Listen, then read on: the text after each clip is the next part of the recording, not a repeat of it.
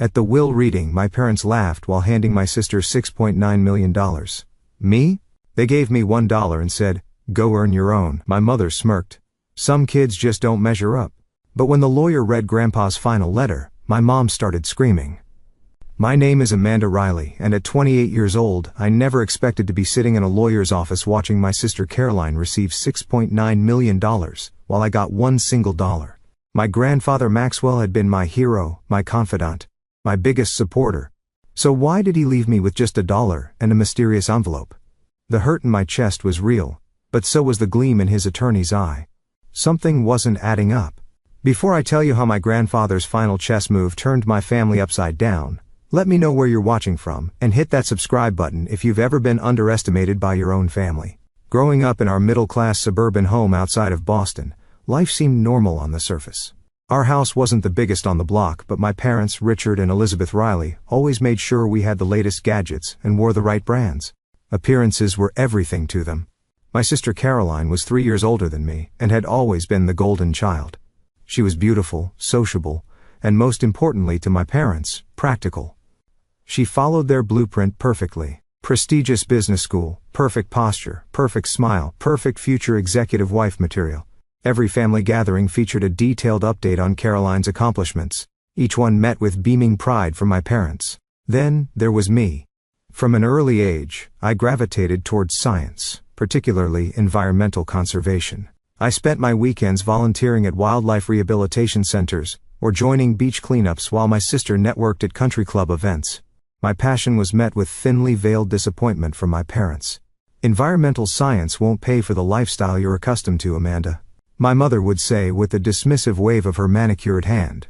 Caroline understands the importance of stability.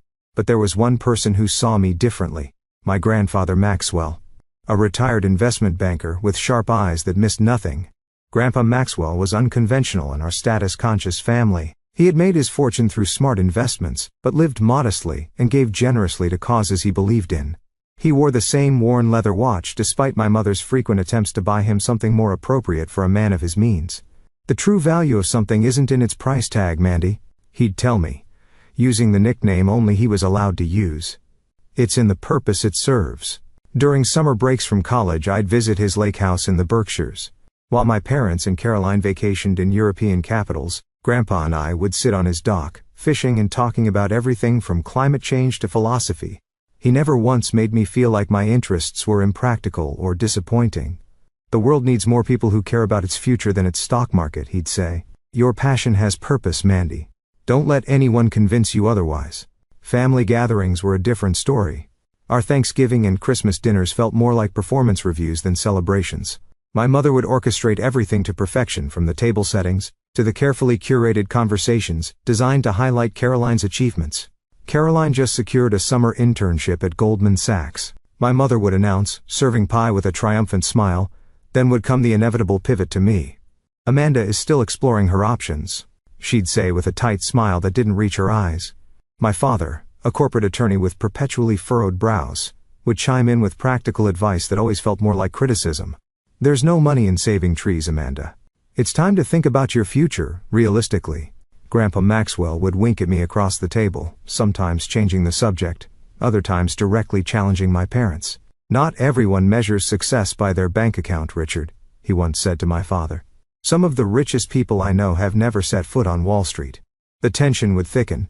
My mother would clear her throat and redirect to safer topics, but I'd catch Grandpa's subtle nod of encouragement. In those moments, I knew I had at least one ally in the family. When Grandpa was diagnosed with pancreatic cancer 2 years ago, the dynamic shifted.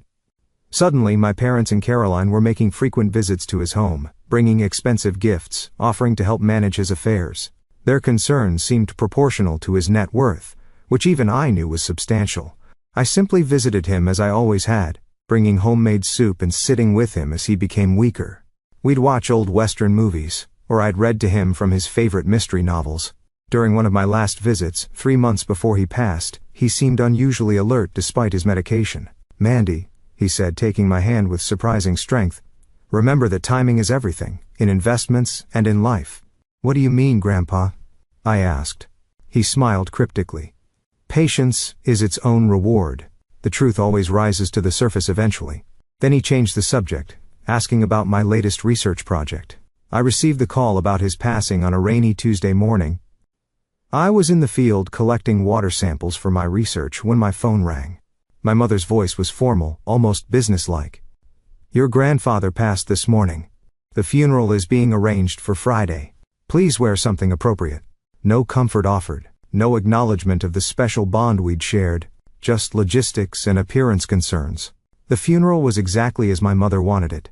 Elegant, restrained, and impressive to the right people. I noticed how she introduced herself to Grandpa's former colleagues and business associates, networking even in grief. Caroline wore designer black with perfect makeup that still looked flawless when she shed precisely 2 tears during the eulogy. My father spent most of the reception discussing investment strategies with Grandpa's financial advisors. I stood alone by the photo display I had helped arrange, looking at snapshots of Grandpa's life.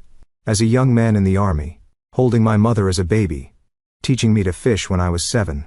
A life reduced to a collage and polite conversation over expensive canapes. A week after the funeral, we received notice from Mr. Peterson, Grandpa's attorney, about the reading of the will. My mother immediately went shopping for appropriate attire. Caroline canceled client meetings to ensure her availability. My father researched estate tax implications. I simply wanted closure. A final connection to the man who had truly seen me when the rest of my family looked right through me. I didn't expect much in terms of inheritance. Grandpa's new material things weren't important to me. What I hoped for was perhaps some final words of wisdom, maybe his fishing gear, or the collection of conservation books we discussed. The night before the will reading, I couldn't sleep. I sat on my apartment balcony, looking at the stars and remembering how Grandpa had taught me constellations at the lake house. "Some patterns are only visible when you know what to look for," he'd said. I couldn't have known then how prophetic those words would become. The offices of Peterson, Blackwell & Associates occupied the top floor of a sleek downtown building. Floor-to-ceiling windows offered panoramic views of Boston, a subtle reminder of the wealth that passed through these rooms daily. The conference room where we gathered featured an imposing mahogany table that gleamed under soft lighting, leather chairs that creaked with newness, and walls lined with law books that looked more decorative than used. My mother arrived first, of course. Elizabeth Riley never missed an opportunity to be punctual and prepared, especially when money was involved. She wore a navy Chanel suit that probably cost more than 3 months of my rent. Her ash blonde hair styled in a perfect bob that didn't move when she turned her head sharply to assess my outfit. "You could have made more of an effort, Amanda," she whispered, eyeing my simple black dress. "This is an important day." My father strode in next, checking his Rolex and nodding curtly to Mr. Peterson. Richard Riley had the perpetual look of a man calculating costs and benefits, even at his own father-in-law's while reading. Today, his eyes held a gleam of anticipation. Caroline arrived last, making an entrance in stiletto heels that clicked importantly across the hardwood floor. She air-kissed my cheeks, the scent of her expensive perfume lingering as she took the seat beside our mother, crossing her legs elegantly and placing her designer handbag precisely in her lap. I sat slightly apart from them, feeling like an outsider in my own family. The distance wasn't accidental. Mr. Peterson wasn't alone. Harold Winters, my grandfather's best friend of 50 years, sat quietly in a corner chair. Marta Jimenez, Grandpa's housekeeper of 20 years, dabbed at her eyes with the tissue. Unlike my family's composed faces, hers showed genuine grief. "Thank you all for coming," Mr. Peterson began adjusting his glasses. Maxwell was very specific about how this proceeding should unfold. My mother straightened, her smile tightening. "We're all eager to honor his wishes, of course." Mr. Peterson nodded, unfolding a document. "I'll begin with some smaller bequests before addressing the main estate." The smaller bequests took nearly 30 minutes. Grandpa had left generous amounts to his favorite charities, his staff, and several friends. Harold received Grandpa's vintage car collection. Marta was given a life estate in the guest house on Grandpa's main property, and a sum that made her gasp. My mother's foot tapped with increasing impatience. My father checked his watch twice. Caroline maintained her pleasant expression, but her fingers drummed silently against her purse. "Now, to the main distributions," Mr. Peterson said finally. "To my daughter Elizabeth and her husband Richard, I leave my primary residence in Beacon Hill and my vacation property in Palm Beach." My mother's smile became genuine for the first time that day. The properties were worth millions. To my granddaughter Caroline and Riley, I leave the sum of $6.9 million to be distributed in a trust as outlined in Section 4 of this document. Caroline's intake of breath was audible. She reached for her mother's hand, squeezing it triumphantly. My father nodded in approval. All eyes turned to me. I felt a strange hollowness form in my stomach. To my granddaughter Amanda Grace Riley, Mr. Peterson continued, his voice softening slightly, I leave the sum of $1. The room went silent. I felt the blood drain from my face as I struggled to maintain my composure. Additionally, Mr. Peterson continued, Amanda is to receive this sealed envelope to be opened after the conclusion of today's reading. He handed me a thick manila envelope with my name written in Grandpa's distinctive handwriting. My hands trembled slightly as I accepted it. The silence broke with my mother's short, sharp laugh. Well, that's clarifying, isn't it? She said, not bothering to lower her voice. Always the disappointment. Caroline at least had the decency to look uncomfortable, though the gleam of triumph never left her eyes. I'm sure Grandpa had his reasons, she said, in a tone that suggested those reasons must have been my own failings. My father simply shook his head, the gesture dismissing me as effectively as his words often had. I clutched the envelope, fighting the urge to flee the room, to escape the pity in Harold's eyes, the confusion on Marta's face, and the barely concealed satisfaction on my family's. Pride kept me in my seat. Whatever Grandpa's reasons, I wouldn't give them the satisfaction of seeing me break. Is that all?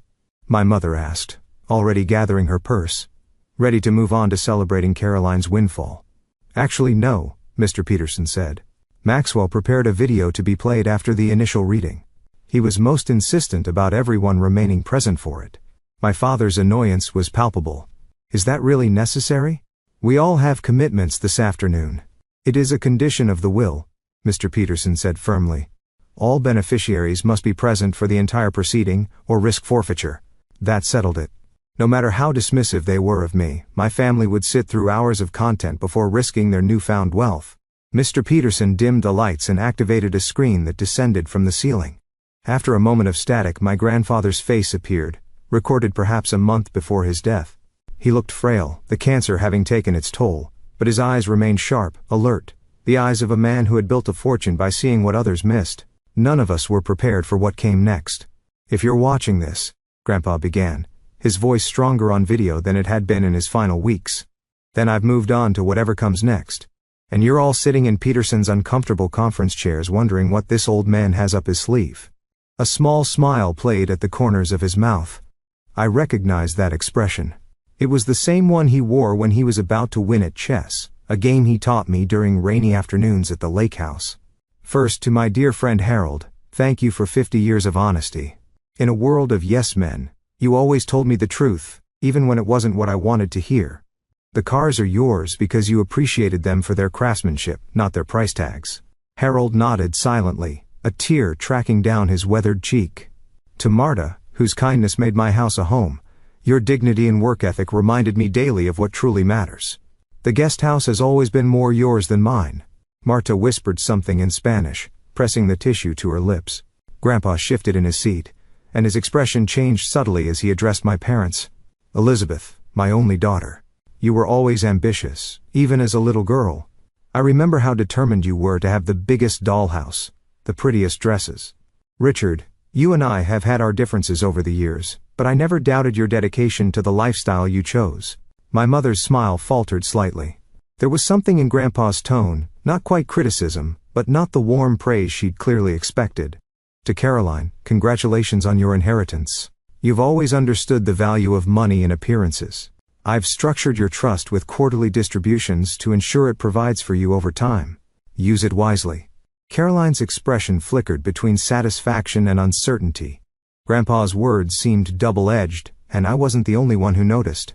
Then Grandpa looked directly into the camera, and I had the uncanny feeling he was looking right at me. Amanda, my Mandy. You see what others miss.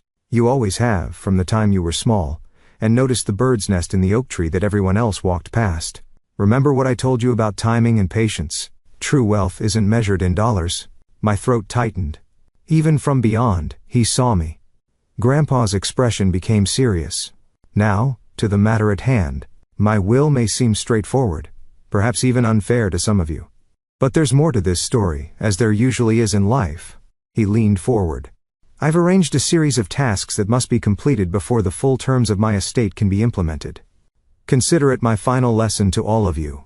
My father made a sound of protest, quickly silenced by my mother's sharp elbow to his side. Mr. Peterson has been instructed to provide sealed letters with specific opening dates and instructions. All conditions must be followed exactly as written.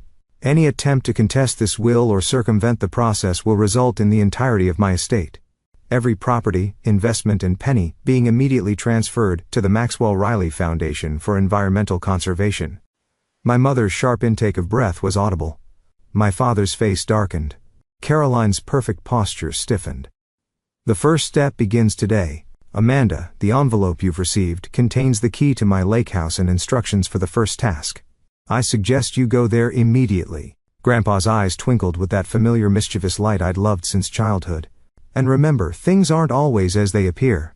Sometimes a single dollar can be worth more than millions. The screen went black and the lights came up. All eyes turned to me, and the envelope in my hands. Mr. Peterson cleared his throat. That concludes today's official reading. As stated, any attempts to contest the will or interfere with the process Mr. Riley has established will trigger the charitable remainder clause. My mother recovered first, her social mask sliding back into place. Well, that was certainly dramatic, she said, with a forced laugh. Amanda will naturally accompany you to the lake house. Family support and all that. The sudden shift from dismissal to family support wasn't lost on me. An hour ago, I was a disappointment. Now, I was their access point to whatever game Grandpa had set up. I don't think that's necessary, I said, surprised by the steadiness in my voice. Don't be ridiculous, my father cut in. This clearly affects all of us. We'll drive up together tomorrow morning. For perhaps the first time in my adult life, I stood my ground against my father's authoritative tone. No, Grandpa addressed the envelope to me and I'll go alone. The will was clear about following his instructions exactly. Amanda, my mother hissed, her composure slipping. This is not the time for your usual stubbornness. Actually, Mr. Peterson interjected, the instructions are quite specific that Amanda must be the one to open the lake house and retrieve the next communication. Others may visit subsequently, but the initial task is hers alone. My mother's lips pressed into a thin line, but the threat of the charitable remainder clause was enough to silence further protests. As we gathered our things to leave, Caroline approached me in the hallway outside the conference room. Her expression uncharacteristically uncertain. I could drive up with you tomorrow, she offered. Her voice lowered so our parents couldn't hear. Just for support. This is all very strange. I studied my sister's face, trying to discern her true motivation. Was this genuine concern, or was she simply ensuring her access to the next phase of Grandpa's plan? I need to do this alone first, I said finally, but I'll call you after. She nodded, disappointment flashing briefly across her features before her composed smile returned. Of course, just keep us in the loop, okay?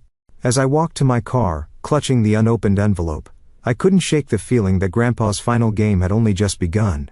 And for once, I wasn't simply a pawn on someone else's board. The 2-hour drive to the Berkshires gave me time to think. I waited until I was well outside Boston before pulling over at a rest stop to open Grandpa's envelope.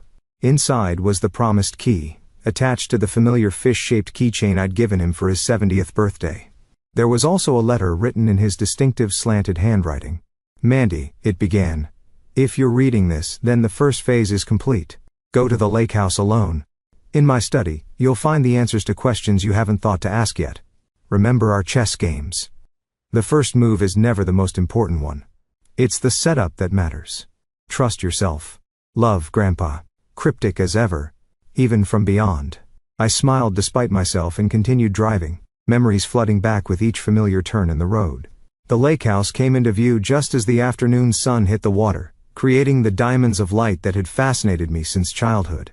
The modest frame cabin with its wide deck overlooking the water was exactly as I remembered, though perhaps a bit more weathered. Grandpa had refused my mother's repeated suggestions to update or expand the property. Some things are perfect just as they are, he'd always said. I parked and was reaching for my overnight bag when another car pulled up behind me.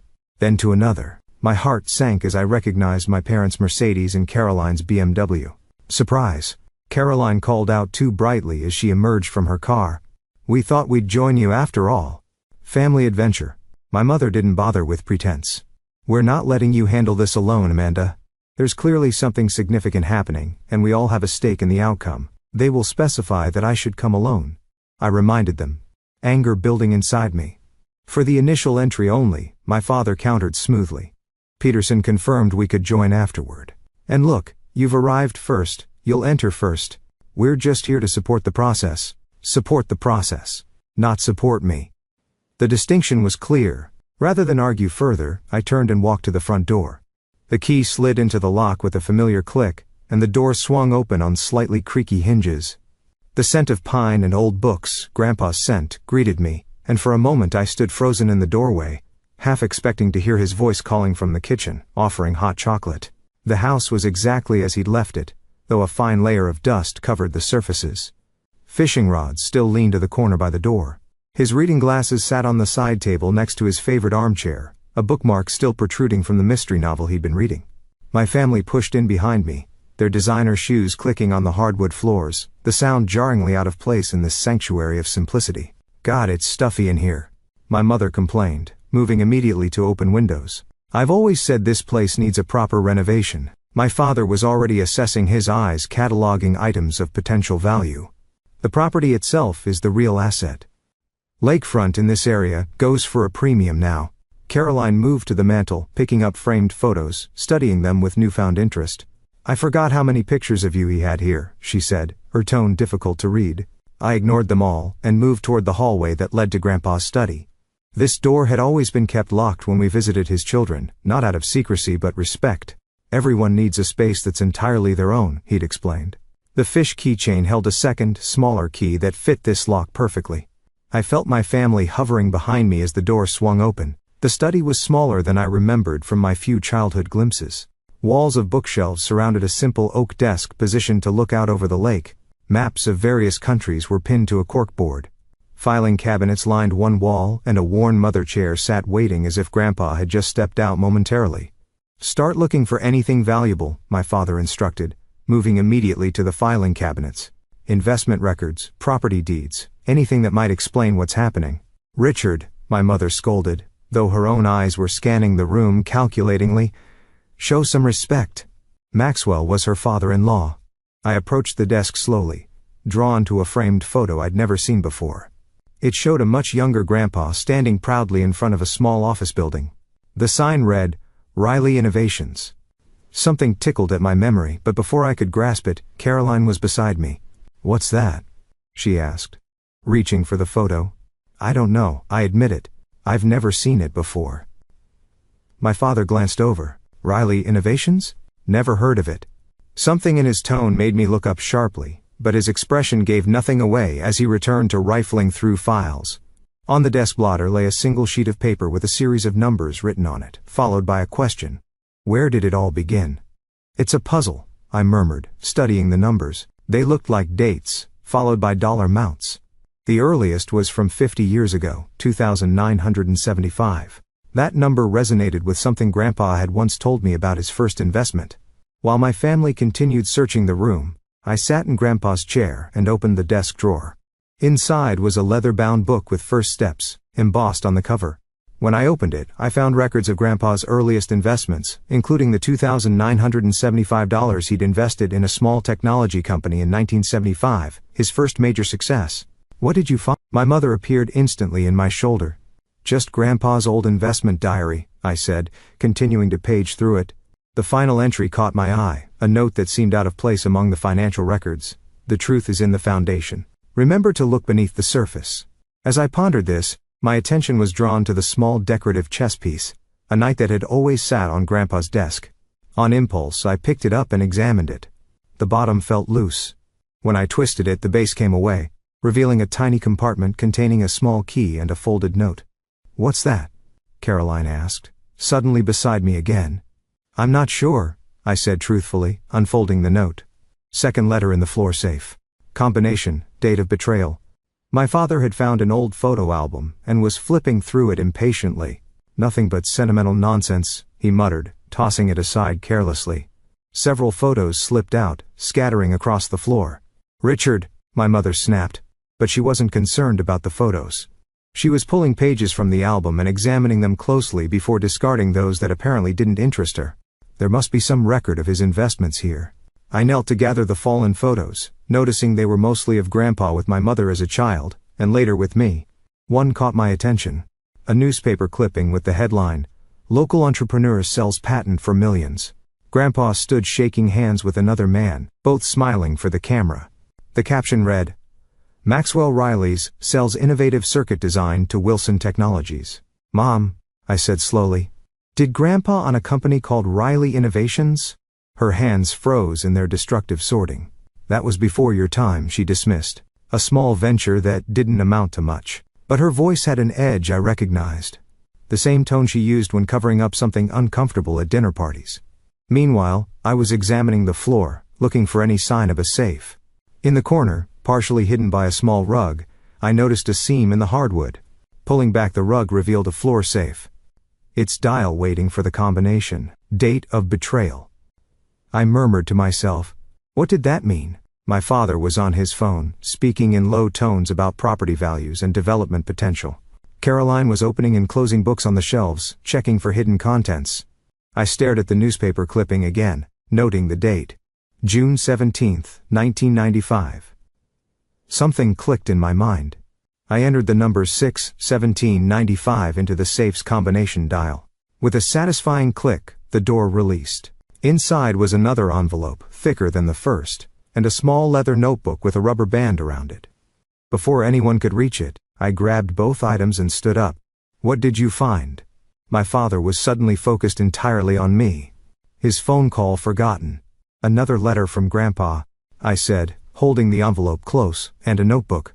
"Well, open it," my mother demanded, her composure slipping further. "This treasure hunt has gone on long enough. I think I'm supposed to read it privately first," I said, thinking quickly. "That's absurd." My father cut in. "This concerns all of us. Whatever gamer grandfather is playing affects the entire family." The will was clear about following his instructions exactly. I reminded them, echoing Mr. Peterson's earlier warning. "I'm not risking the charitable remainder clause because you're impatient." My mother's eyes narrowed dangerously. "Amanda Grace Riley, you'll show us that letter immediately. We are your parents, and this is a family matter." Something in me snapped. Years of being dismissed, overlooked, and criticized crystallized into a moment of perfect clarity and resolve. "No," I said simply. "Grandpa addressed this to me. I'll read it first and share what's appropriate afterward." My father took a step toward me, his face darkening. "You ungrateful." "Stop it, Dad." Caroline interrupted suddenly. "She's right. We can't risk triggering that clause." My parents turned to her in surprise. Caroline never contradicted them. She shrugged, her expression unreadable. "I have 6.9 million reasons to make sure we follow the rules exactly." Let Amanda read the letter first. It wasn't support exactly, but it was something. I seized the moment to move toward the door. "I'm going to read this in private. I'll let you know if there's anything you need to know." "This is ridiculous," my mother fumed. "What could possibly be so secret?" "I guess we'll find out," I replied, walking out of the study with more confidence than I felt. As I headed for the door, Caroline followed me into the hallway. "Amanda, wait," she said, her voice unusually hesitant. "There's something you should know." I paused, studying my sister's face. For once, her perfect mask had slipped, revealing genuine conflict underneath. "What is it?" She glanced back toward the study, ensuring our parents couldn't hear. "Things aren't great with Mom and Dad financially. Dad's firm lost some major clients last year. They've been living on credit and appearances. They're counting on this inheritance." The revelation shouldn't have surprised me, given our family's obsession with status. But it did. "Why are you telling me this?" Caroline's smile was bitter. "Maybe I'm tired of the act too. Just be careful. They're desperate, and desperate people do desperate things." Before I could respond, we heard our parents emerging from the study. I hurried out the front door, letter and notebook clutched tightly against my chest. I needed space to think, to understand what Grandpa was trying to show me. "This isn't over, Amanda," my father called after me. "You can't keep family matters to yourself." I kept walking, not looking back. For the first time, I was beginning to understand that family matters might have a double meaning in the story Grandpa was unfolding. I drove into town and checked into the small inn where Grandpa and I used to have lunch after our fishing trips. The innkeeper, Martha, recognized me immediately. "Amanda, it's been too long," she said warmly. "I was so sorry to hear about Maxwell. He was one of the good ones." "Thanks, Martha. I miss him. Are you staying at the lake house?" She asked, handing me a room key. Not tonight. Too many memories. I said, not mentioning the family invasion. And I need some quiet to go through some of Grandpa's papers. She nodded understandably. Room 8 has the best view of the mountains. Maxwell always said it helped him think. Once settled in the cozy room, I spread the contents of the envelope on the bed. There was another letter from Grandpa, but also several legal documents and old newspaper clippings. I opened the notebook first. What I found inside stunned me. It was a detailed record of Grandpa's true financial holdings, far more extensive than what had been revealed in the will. Properties across 3 continents, investment portfolios, patents and business interests totaling well over $24 million. The $1 I'd inherited seemed even more symbolic in comparison. I turned to Grandpa's letter next, my hands trembling slightly. "Mandy," it began. "If you're reading this, you've taken the first step in understanding why things are as they are. The notebook contains the truth about my estate, far more substantial than what was revealed at the reading. But money is just money. What matters is the truth behind it. Your next task is to investigate Riley Innovations. The company's records are held by Peterson in a separate file. Call him, and he'll provide access. Once you understand what happened there, you'll know why I've structured things this way. Be careful, Mandy. The people closest to us can sometimes be the ones we know least. Trust your instincts. They've always been good. Love, Grandpa." I immediately called Mr. Peterson, who wasn't surprised to hear from me. "Maxwell anticipated your call around this time," he said. "I have the Riley Innovations files ready.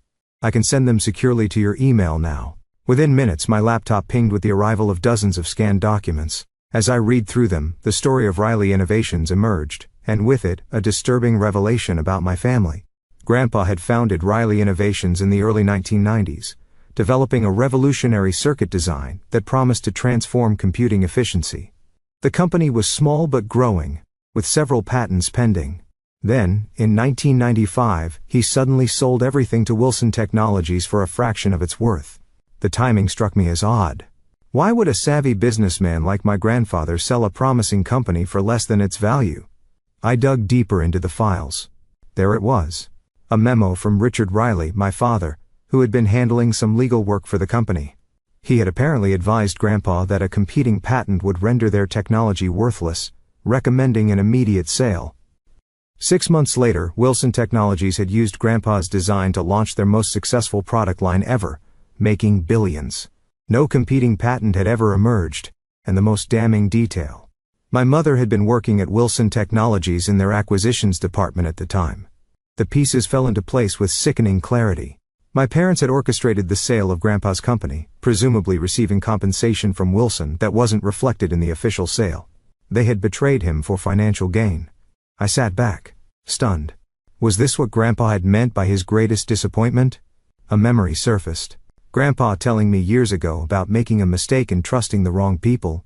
"Sometimes those closest to you can be blind to your best interests," he'd said.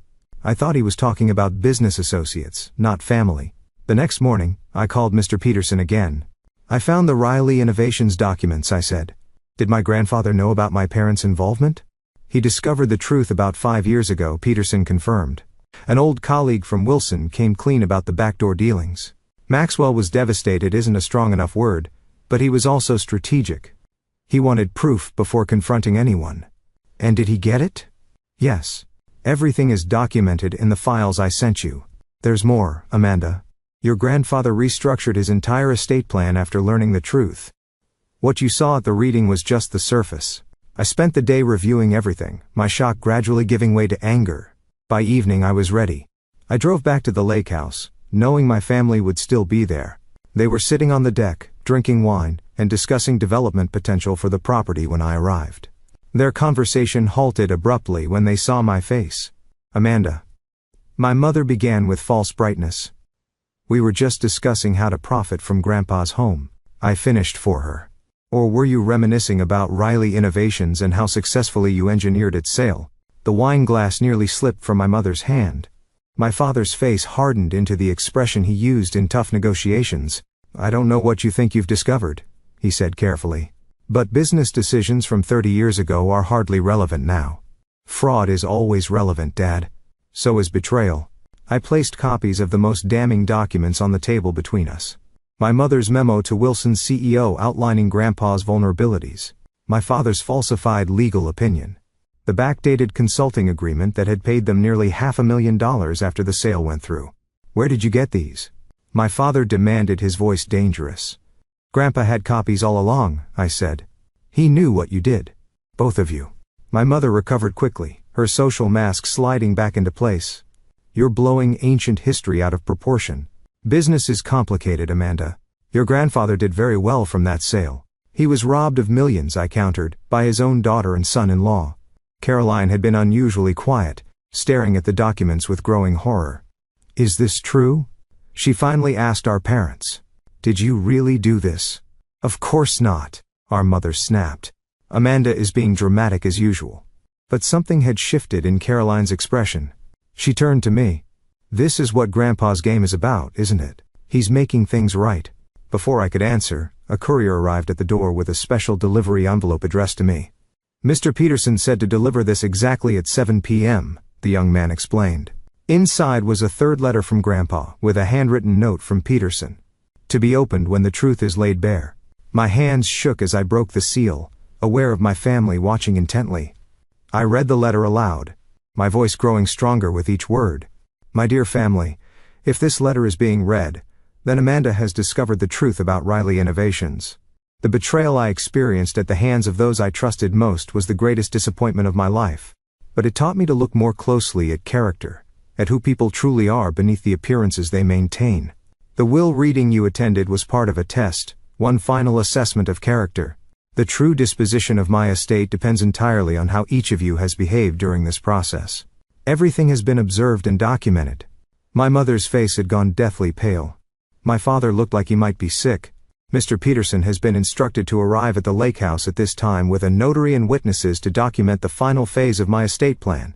The choice of who truly inherits now depends on what has been revealed about each of you. As if on cue, Mr. Peterson's car pulled up outside, followed by two others. My mother stood up abruptly, knocking over her wineglass. This is ridiculous. A person can't control from the grave. We'll contest this entire charade. I wouldn't advise that, said Mr. Peterson, entering with his associates. Maxwell anticipated every possible legal challenge. Contesting will only ensure everything goes to charity, as stipulated. Besides, he added, you might want to see this first. He opened his laptop and played a video. It showed my parents searching Grandpa's study the previous day, my mother tearing pages from photo albums, my father making calls about developing the property before Grandpa was even properly buried. The lake house has been equipped with recording devices for the past week, Peterson explained. Maxwell wanted to see true colors, not performances. My mother's scream could probably be heard across the lake. You had no right. This is invasion of privacy. My father lunged for the laptop, but one of Peterson's associates blocked him. Richard Riley, I'd advise against any rash actions. There are legal consequences to destroying evidence. Evidence of what? Caroline asked, her voice small. Mr. Peterson turned to her. Evidence of character, Ms. Riley. And potentially, evidence related to the fraud committed against Maxwell regarding Riley Innovations. He turned to me. Amanda, your grandfather left instructions that you should be the one to make the final decision. Once all facts were known, what decision? I asked, confused. Whether to pursue legal action against your parents for their fraud, which would likely result in criminal charges given the evidence, or to implement the alternative inheritance plan he designed. My father's face had turned action. You wouldn't, he said to me, were your parents. Parents who called me a disappointment my entire life. I replied, a lifetime of hurt surfacing at once. Who dismissed my dreams, who valued appearances over truth, who betrayed their own father for money. What's the alternative plan? Caroline asked quietly. Peterson handed me another document. Maxwell restructured his estate to place the majority of his true fortune, approximately $24 million, plus the intellectual property rights that should have made him a billionaire, into a trust. Amanda would control this trust with ethical oversight provisions. My mother made a strangled sound. My father seemed to age 10 years in an instant. The properties already distributed would remain with their recipients. Peterson continued. But the trust would control all liquid assets and business interests. So Amanda gets everything, after all we've done for this family. My mother's voice had taken on a hysterical edge. What exactly have you done for this family, Mom? I asked quietly. Lie? Manipulate? Betray? You ungrateful little, she began. But Caroline cut her off. Stop it, Mom. Just stop. My sister's voice was tired, but resolute. It's over. We've lost. My father tried a different approach. Amanda, sweetheart, you have to understand. Business decisions are complicated. We never meant to hurt anyone. We can explain everything. But the time for their explanations had passed. The documents spoke for themselves. The recordings showed who they really were. Mr. Peterson, I said finally, I need time to think about this. Can we reconvene tomorrow? He nodded understandingly. Of course. Maxwell left one final message for this moment. Would you like to hear it? At my nod, he played a short audio clip of Grandpa's voice. Forgiveness is optional, Mandy. Wisdom is mandatory. Whatever you decide, do it with clarity and purpose, not emotion. My parents and Caroline left shortly after. My mother in tears. My father in stony silence. Caroline paused at the door, looking back at me with an expression I couldn't quite read. For what it's worth, she said softly. I didn't know about Riley Innovations, but I've known things weren't right for a long time and said nothing. I'm not much better than they are. After everyone had gone, I sat alone in Grandpa's study, looking out at the lake as the sun set. On the desk was a photo I hadn't noticed before. Grandpa and me on this very dock, fishing rods in hand, both of us laughing. He had written on the back, "True wealth is measured in moments like these." For the first time since his death, I cried freely, mourning not just as lost, but the family I had never truly had. The next morning dawned clear and bright, the lake a perfect mirror of the blue sky. I had barely slept, weighing options and consequences, trying to separate justice from vengeance, healing from harm. By sunrise, I knew what I needed to do. I called Mr. Peterson and asked him to arrange a meeting at the lake house. Everyone should be there, I said. My parents, Caroline, you and your witnesses, and Harold too. It's time to finish this. By noon, they had all gathered in the living room. My parents sat rigidly on the sofa, both dressed immaculately, as if appearance could somehow save them. Caroline had chosen a seat slightly apart from them, her expression troubled but resolute. Harold sat by the window, his weathered face compassionate. Mr. Peterson and his associates maintained professional neutrality. I stood by the fireplace, Grandpa's final letter in my hands. I had found it that morning in his desk drawer, marked for Amanda when all is revealed. Thank you all for coming, I began, surprised by the steadiness in my voice. Yesterday, we learned some difficult truths about our family. Today we'll decide how to move forward. My father started to speak, but I held up my hand. Please let me finish. I've spent the night thinking about what Grandpa was trying to teach us with this elaborate plan. It wasn't about punishment or even justice, though those elements exist. It was about truth and consequences. I opened the letter and read aloud. Mandy, by now you understand why I structured things this way. The final decision is yours, but remember that whatever path you choose will shape not just your future, but who you become. Money can be a tool for good, or a weapon for harm. Use it wisely. The truth has been revealed. What matters now is what you all do with it. I looked up at my family. Grandpa's master plan wasn't just about exposing the past. It was a test, one final opportunity to show who we really are when faced with uncomfortable truths. Mr. Peterson nodded. Maxwell was quite specific about this. The distribution of his true estate would be determined by how each of you behaved during this process. Everything has been documented, not just the past fraud, but your actions over the past week. He opened a folder. The video evidence from the lake house and other documentation shows a clear pattern of behavior. He turned to my parents. Mr. and Mrs. Riley, your actions demonstrated continued dishonesty, destruction of personal property, and planning to profit from assets before they were legally yours. My mother's face flushed with anger, but my father placed a restraining hand on her arm. Caroline, Peterson continued, your behavior was mixed. You initially aligned with your parents but showed moments of independence and honesty, particularly yesterday. Caroline nodded slightly, her eyes downcast. Amanda, he said, turning to me, you followed your grandfather's instructions exactly, sought truth rather than advantage, and showed restraint when discoveries were made. As he spoke, two more people entered the room, a notary and Mr. Jacobs, who I recognized as the security expert who had installed Grandpa's home systems. Mr. Jacobs has compiled all video and audio recordings as instructed, Peterson explained.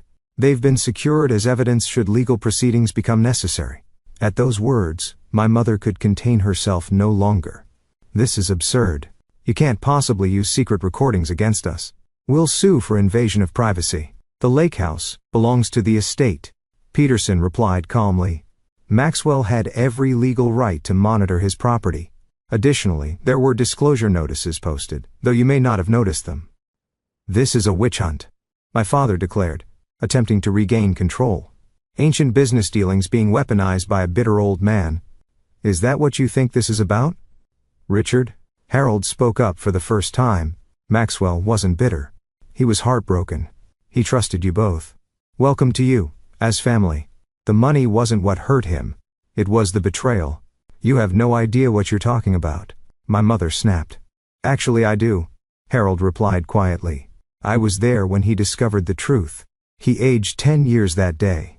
Mr. Peterson cleared his throat. The evidence regarding Riley Innovations has been reviewed by our legal team. There are clear indications of fraud, insider trading, and breach of fiduciary duty. The statute of limitations has expired on some aspects, but not all. My father paled visibly. What are you saying? I'm saying, Peterson replied, that should have managed to choose to pursue this matter legally. There would likely be both civil and criminal consequences. The room fell silent, as all eyes turned to me. That's what this is about, isn't it? My mother said, her voice suddenly pleading. You want revenge. You've always been jealous of Caroline, resentful of our expectations. Now you have your chance to punish us. This isn't about revenge, Mom, I said quietly. It's about truth. And choices. What does that mean? Caroline asked. I took a deep breath. It means I've made my decision about Grandpa's estate and the evidence of fraud. Mr. Peterson handed me a document. This details the two options Maxwell outlined. You may sign where indicated to implement your choice. My parents watched with thinly veiled panic as I reviewed the paper. Caroline's expression was resigned but calm. I choose option 2, I said finally, signing the document and handing it back to Peterson. What does that mean? My father demanded. Peterson reviewed the signed document and nodded. It means that Amanda has chosen not to pursue criminal charges regarding the Riley Innovations fraud. My mother sagged with visible relief. However, he continued, the restructured inheritance plan will be implemented as Maxwell designed. The primary control of the true estate, valued at approximately $24 million, will be placed in a trust overseen by Amanda. The properties already distributed will remain with their recipients, but all other assets will be managed through the trust with specific ethical guidelines and oversight. So she still gets everything, my mother said bitterly. Not exactly, I interjected. The trust isn't structured for personal enrichment. It's designed to fund environmental conservation efforts, educational opportunities, and ethical business investments. I'll oversee it, but with fiduciary responsibilities and an oversight board. And what about us? My father asked, his voice hollow. You keep the properties you've been given, which are substantial, but the cash distributions will be contingent on certain conditions. What conditions? Caroline asked. I met her eyes directly. Honesty. A family counseling process to address the patterns that brought us here. And for Mom and Dad, community service hours with environmental organizations. My mother laughed incredulously. You can't be serious. I've never been more serious, I replied. This isn't punishment, Mom. It's an opportunity to rebuild on a foundation of truth instead of appearances. And if we refuse, my father challenged, then the trust document stipulates that your portion will be redirected to the Maxwell Riley Foundation, Peterson answered. It's your choice. My father stood abruptly. This is emotional blackmail. We won't be part of it. Dad, Caroline said suddenly. Stop. Just stop. She turned to me. I accept the conditions. All of them. My parents stared at her in shock. I'm tired of the lies, she continued. Tired of the constant pressure to be perfect, to maintain appearances at all costs. I want something real for once. Caroline, you can't mean that. My mother gasped. I do, Mom. I've been part of the problem too long. I knew things weren't right, but went along because it was easier. I'm done with that. A heavy silence fell over the room. This is your final decision? Peterson asked me formally. I nodded. Yes. No criminal charges, but the trust implemented as Grandpa designed, with the conditions I've outlined. Very well. I'll file the necessary paperwork immediately. Mr. and Mrs. Riley, You have 48 hours to accept or decline the conditions of your continued distributions. My father's face was stone. We'll need to consult our attorney. Of course, Peterson replied, though I should mention that Maxwell anticipated that response as well. The trust document includes a provision for legal challenges that would not work in your favor. As Peterson and his associates packed up their materials, my parents remained frozen on the sofa, the wreckage of their carefully constructed facades scattered around them. Elizabeth Richard, Harold said gently. Maxwell didn't do this out of cruelty. He believed people could change if given the right motivation. Even at the end, he hoped you would. My mother turned away, but not before I caught the flash of something genuine in her eyes. Perhaps the first real emotion I'd seen from her in years. One by one, everyone left until only Caroline and I remained in the living room. The afternoon sun cast long shadows across the floor as we sat in silence. The weight of the day's revelations settling around us. What happens now? She finally asked. I don't know exactly. I admit it. But for the first time, whatever happens will be based on truth, not illusions. She nodded slowly. I really didn't know about Riley Innovations, Samantha, but I knew something wasn't right with Mom and Dad. I've always known. Why didn't you ever say anything? Her laugh was sad. Same reason you spent years trying to please them, despite the constant criticism. They're parents, and I was getting the benefits of being the favorite. She looked out at the lake. Grandpa liked you better, though. I was always jealous of that. He didn't like me better, I said. He saw me clearly. There's a difference. As the sun began to set, casting golden light across the water, I found Grandpa's final message, a handwritten note tucked into his favorite book on the shelf. It read simply, "The truth will set you free. But first it will make you very uncomfortable. Worth it every time. Love you, Mandy." Standing on the dock where we had spent so many hours together, I finally understood what he had been trying to teach me all along. True wealth wasn't in bank accounts or properties. It was in the courage to see clearly, to speak truth, and to remain true to yourself even when it would be easier to look away. 6 months passed like a dream, and a lifetime all at once. The lake house had transformed from a simple cabin into the headquarters of the Maxwell Riley Foundation for Environmental Innovation. The main house remained largely unchanged, a testament to Grandpa's simple tastes and my desire to honor his memory. But the boathouse had been converted into a state-of-the-art research lab where scientists studied sustainable technologies. I stood on the dock, watching the morning mist rise off the water, remembering how Grandpa and I used to count fish jumping before breakfast. So much had changed, yet in the quietest moments, he still felt present. The foundation was flourishing beyond my wildest expectations. We had already funded 3 major conservation projects and established scholarships for students pursuing environmental science degrees. The Trust's ethical investment arm was backing promising startups focused on renewable energy and sustainable agriculture. The journey hadn't been smooth. The first months after the revelation were brutal in ways I hadn't anticipated. Despite my decision not to pursue criminal charges, the emotional fallout was severe. I found myself alternating between righteous anger and crushing doubt. Had I done the right thing? Was I honoring Grandpa's legacy, or somehow betraying it by not seeking full justice?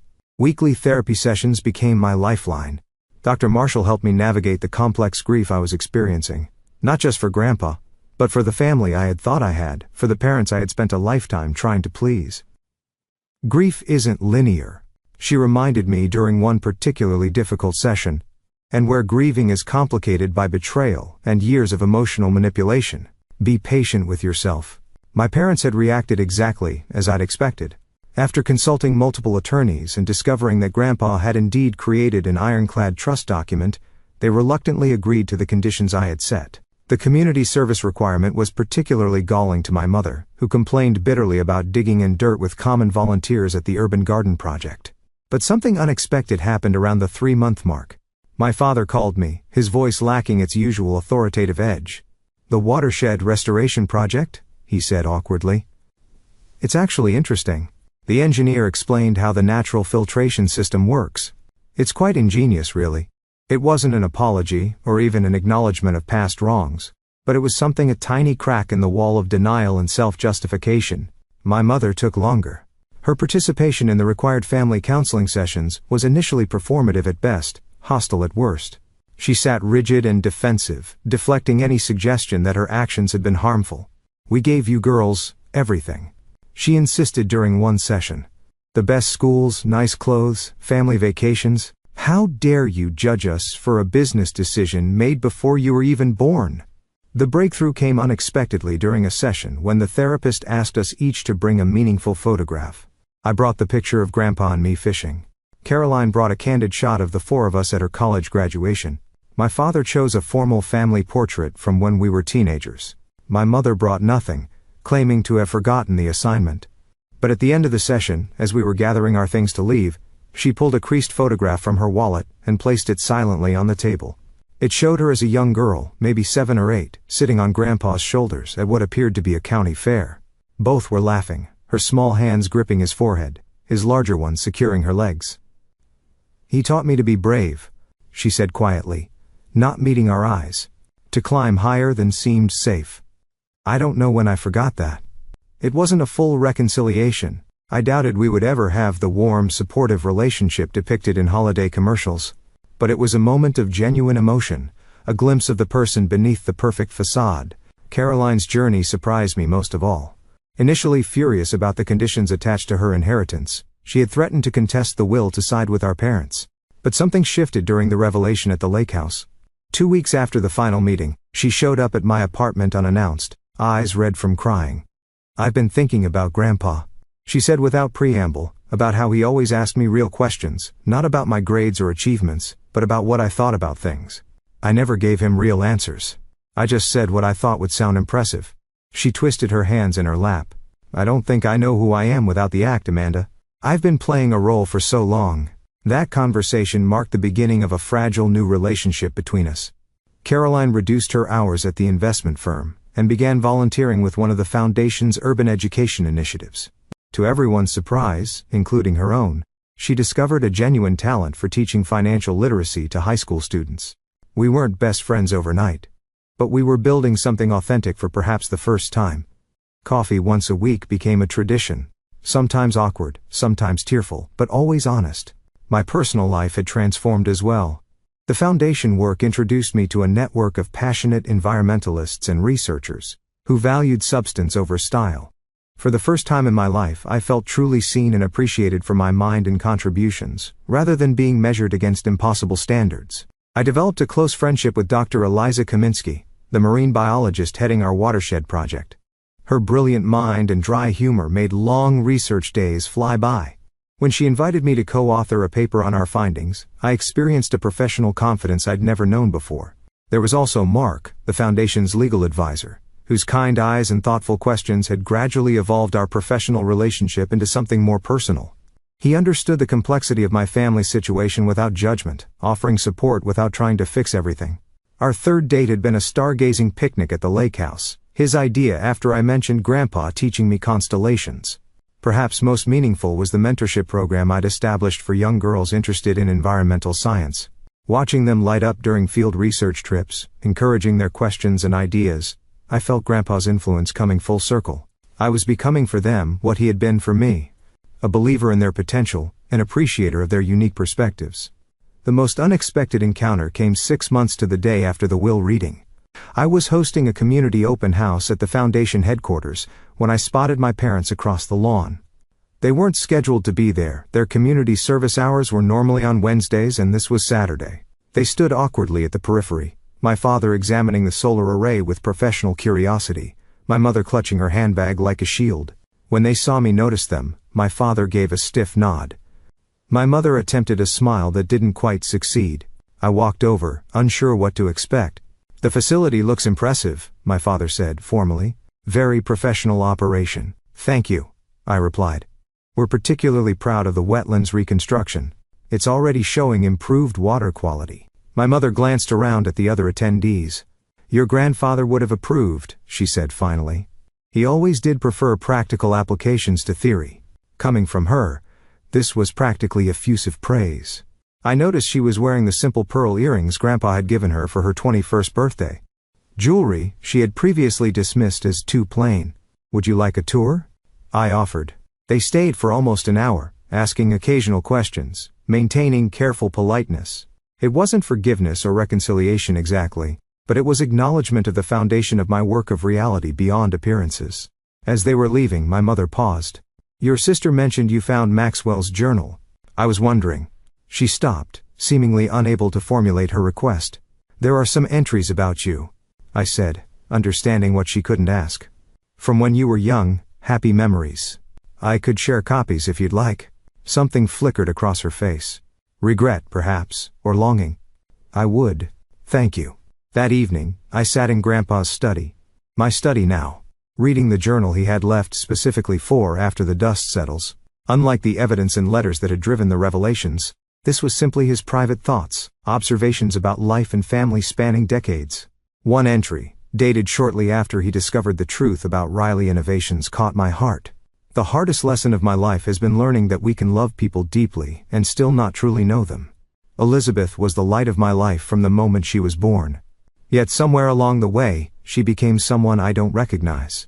Do we fail as parents when our children choose values so different from our own? Or is it simply the price of allowing them to be individuals? I cannot change her choices now. But perhaps I can still teach my granddaughters the value of integrity, especially Mandy, who sees the world with such clear eyes.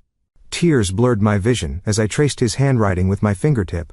Even in his profound disappointment, he had been thinking of teaching, of growth, of future possibilities. The final page contained what I now considered my life manifesto, written in Grandpa's bold script. The greatest inheritance isn't money or property or even education. It's the clarity to see truth and the courage to stand for it. Everything else is just details. I closed the journal and walked out to the dock as the sun set over the lake. A fish jumped, creating ripples that spread in ever-widening circles, one small movement affecting everything around it just like truth. My phone buzzed with a text from Caroline.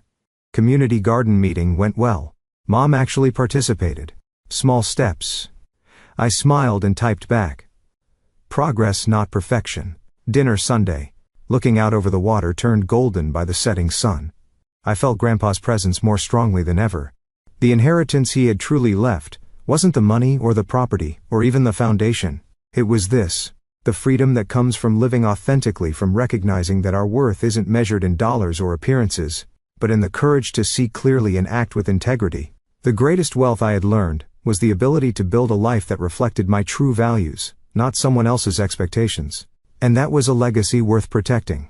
Have you ever discovered an unexpected truth that changed how you saw your family? And as this story quietly slips away into the shadows of your mind, dissolving into the silent spaces where memory and mystery entwine, understand that this was never just a story. It was an awakening, a raw pulse of human truth wrapped in whispered secrets and veiled emotions, every word a shard of fractured reality. Every sentence a bridge between worlds seen and unseen, between the light of revelation and the dark abyss of what remains unsaid. It is here, in this liminal space, that stories breathe their most potent magic, stirring the deepest chambers of your soul, provoking the unspoken fears, the buried desires, and the fragile hopes that cling to your heart like fragile embers. This is the power of these tales, these digital confessions whispered into the void, where anonymity becomes the mask for truth, and every viewer becomes the keeper of secrets too heavy to carry alone. And now, that secret, that trembling echo of someone else's reality, becomes part of your own shadowed narrative, intertwining with your thoughts, awakening that undeniable curiosity, the insatiable hunger to know what lies beyond, what stories have yet to be told, what mysteries hover just out of reach, waiting for you to uncover them. So, hold on to this feeling, this electric thread of wonder and unease, for it is what connects us all across the vast unseen web of human experience. And if your heart races, if your mind lingers on the what-ifs and the maybes, then you know the story has done its work, its magic has woven itself into the fabric of your being. So before you step away from this realm, remember this: every story you encounter here is a whispered invitation to look deeper, to listen harder, to embrace the darkness and the light alike. And if you found yourself lost, found yourself changed even slightly, then honor this connection by keeping the flame alive. Like this video if the story haunted you. Subscribe to join the fellowship of seekers who chase the unseen truths. And ring the bell to be the first to greet the next confession, the next shadow, the next revelation waiting to rise from the depths. Because here we don't merely tell stories, we summon them. We become vessels for the forgotten, the hidden, and the unspoken. And you, dear listener, have become part of this sacred ritual. So until the next tale finds you in the quiet hours, keep your senses sharp, your heart open, and never stop chasing the whispers in the silence. Thanks for watching, take care, good luck.